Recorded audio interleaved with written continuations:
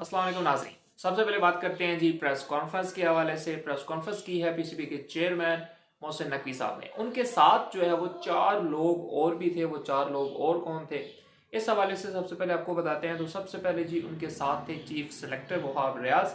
उसके अलावा जिनको रिसेंटली कराची से शामिल किया गया था असद शफीक, वो थे। उसके अलावा जो है अंडर 19 टीम के साथ अपनी कोचिंग के फ़राइज़ सर अंजाम दे चुके हैं मोहम्मद यूसुफ, वो थे। और जो नई एंट्री मैंने कल ही बता दिया था अब्दुल रज़ाक, वो भी प्रेस कॉन्फ्रेंस के हमरा जो है वो मौजूद थे वहाँ पे। और बड़ी अच्छी प्रेस कॉन्फ्रेंस मेरे ख्याल में हुई। जो सिलेक्शन कमेटी थी उसको थोड़ा सा बढ़ा दिया गया है कि आज से जो कोच है, जो कप्तान है, या उसके अलावा जो डाटा एनालिस्ट है, या जितने भी सिलेक्शन कमेटी के लोग हैं, उन सब से मिलकर जो है वो टीम सेलेक्ट की जाएगी। और कुछ कप्तानी के हवाले से जो चीज़ें उड़ रही थी, अफवाहें उड़ रही थी, वो बिल्कुल गलत है। उसके हवाले से जो है वो कुछ लोग कह रहे थे शायद बाबर को बना दें, चाहे रिजवान को या शादाब को शायद ले आए। जो एक लंबी लिस्ट जो है वो दी गई थी, तो वो लिस्ट जो है वो रिजेक्ट हो चुकी है। और शहनशाह अफरीदी ही जो है वो इस टीम के कैप्टन रहेंगे। कम से कम वर्ल्ड कप तक उनको जो है वो कोई भी छेड़ने को तैयार नहीं है। उसके अलावा इस प्रेस कॉन्फ्रेंस में जो सबसे अच्छी बात थी वो ये थी कि हारिस रऊफ जो कि फास्ट बॉलर हैं, उनका सेंट्रल कॉन्ट्रैक्ट ऑस्ट्रेलिया ना जाने की वजह से कैंसिल कर दिया गया था, लेकिन वो रीस्टोर कर दिया गया है। यानी कि उनको दोबारा सेंट्रल कॉन्ट्रैक्ट जो है वो मिल चुका है और अब वो दोबारा से जो है वो पीसीबी के साथ होंगे। जिसपे चेयरमैन साहब ने ये भी कहा कि जी हमें कुछ उनकी इंजरीज की भी तलाश आ रही थी, तो डेफिनेटली जब एक प्लेयर फिट है तो वो हमारा है, तो अगर वो बीमार है, इंजर्ड है, उसको कोई प्रॉब्लम है, तो वो तब भी हमारा है, हम उसका साथ देंगे। जो कि डेफिनेटली एक बड़ी अच्छी खबर है हारिस रऊफ के लिए भी और बाकी प्लेयर्स के लिए भी। उसके अलावा नाज़रीन, एक पिक्चर वायरल हुई है जो कि बड़ी खटखटा रही है काफ़ी लोगों को। मोहम्मद आमिर जो है वो किसी से मिले हैं। मोहम्मद आमिर किससे मिले हैं जी? वो मिले हैं जो कि आपके इंटरनेशनल स्टाफ को, इंटरनेशनल टीम को जो है वो मैनेज करते हैं पाकिस्तान क्रिकेट की। हाँ जी, उनसे मिले हैं और उनके साथ बाकायदा उनकी मीटिंग हुई है। और डेफिनेटली वो मीटिंग इमाद वसीम के बाद इसीलिए हुई है कि मोहम्मद आमिर को वापस लाया जाए। अब मोहम्मद आमिर वापस आएंगे या नहीं आएंगे, ये एक बड़ा सवालिया निशान है।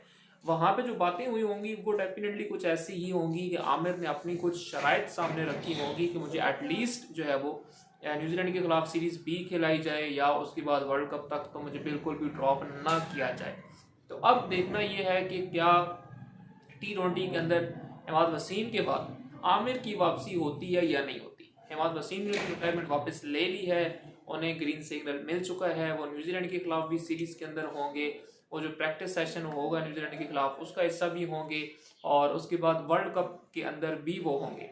डेफिनेटली इस सब के दौरान उन्हें अच्छी परफॉर्मेंस ज़रूर देनी पड़ेगी, वरना कुछ भी हो सकता है। लेकिन मतलब वर्ल्ड कप तक की जो चिट थी वो उनको मिल चुकी है कि जी ये ज़रूर होंगे। अब मसला रह गया आमिर का। तो आमिर, कुछ गड़बड़ है आमिर की कि आमिर आता है या आमिर नहीं आता। देखिए, आमिर अगर आता है तो आमिर के आने से नो डाउट कि टीम जो मोराल है वो भी अप होगा, जो एक बॉलिंग हमारी स्ट्रेंथ है वो भी बढ़ जाएगी क्योंकि नसीम, शहीन और फिर उसके साथ आमिर, ये तीन तो मेरे ख्याल में वो कॉम्बो बन जाएगा कि ये तो 12 ओवरों में जो है ना वो आधी टीम उड़ा देंगे। तो इसलिए आमिर की अब कोई ऑफिशियली आज भी प्रेस कॉन्फ्रेंस के अंदर कोई इस तरह की बात नहीं की गई कि जी आमिर आएगा नहीं आएगा। अभी तक उसको खुफिया रखा हुआ है। तो शायद उसकी एक वजह ये हो सकती है कि अभी चल रहा हो वो प्रोसेस, या ये भी हो सकती है कि आमिर की शायद ना बात बनी हो इनके साथ।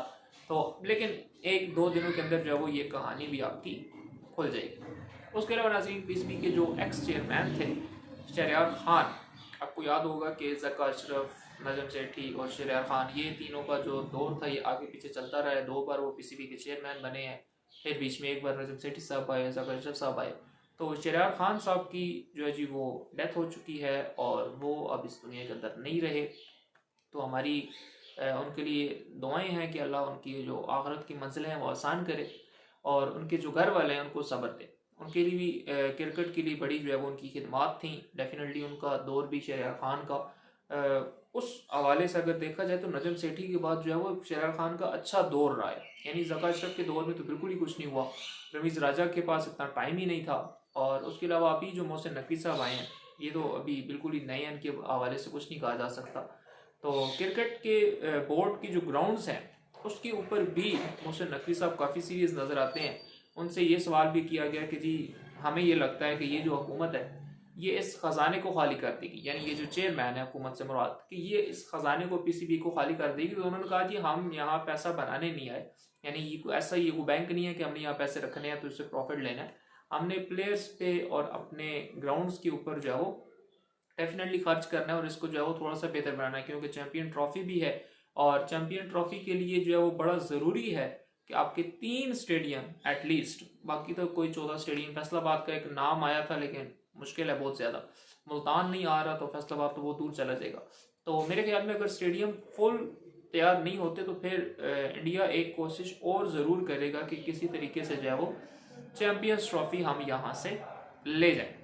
तो अब देखते हैं जी इस प्रेस कॉन्फ्रेंस के बाद क्या होता है। अब्दुर्रज़ाक साहब आ चुके हैं, टीम की जो सिलेक्शन है वो अब 1 से 2 दिनों के अंदर हो जाएगी।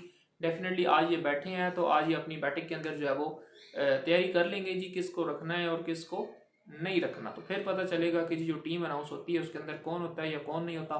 सिर्फ एक आमिर की जो है वो क्यूरोसिटी रह गया है कि आमिर रिटायरमेंट वापस लेते हैं या नहीं लेते। अगर तो वो वापस ले लेते हैं तो फिर डेफिनेटली वो उस टीम का हिस्सा होंगे और अगर नहीं लेते तो फिर वो उस टीम का हिस्सा नहीं होंगे। और ये जो हारिस रऊफ का सेंट्रल कॉन्ट्रैक्ट रिस्टोर हुआ है इसका भी फायदा उन्हें यकीनी तौर पे होगा और वो मेरे ख्याल में अब इस T20 सीरीज़ का हिस्सा ज़रूर होंगे। एटलीस्ट अगर उनकी इंजरी ना हुई तो वो 25 मुमकिन खिलाड़ियों में तो होंगे और अगर फिट हुए और उन्होंने प्रैक्टिस ठीक की तो फिर वो आपके 15 या 16 के जो फाइनल लड़के सेलेक्ट होंगे उसके अंदर भी वो ज़रूर हों।